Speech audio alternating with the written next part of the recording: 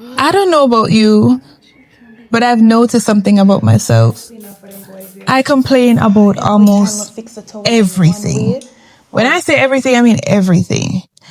And I was reminded about the scripture that says, do all things without murmuring and dispute. That is Philippians chapter 2, verse 14. Do all things without murmuring and dispute. And that really checked me. It really checked me real good. Because the truth is, there's so much that we can be grateful for, but we find more reason to complain.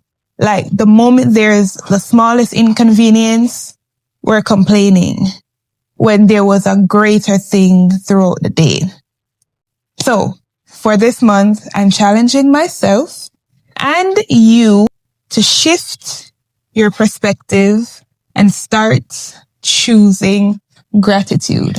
So we are going to be doing a gratitude challenge. Every day, we're going to find something to be grateful for. I'm going to tell you what I'm grateful for. You're going to tell me in the comments what you're grateful for. Are you up for the challenge? Yeah? So am I. Let's go.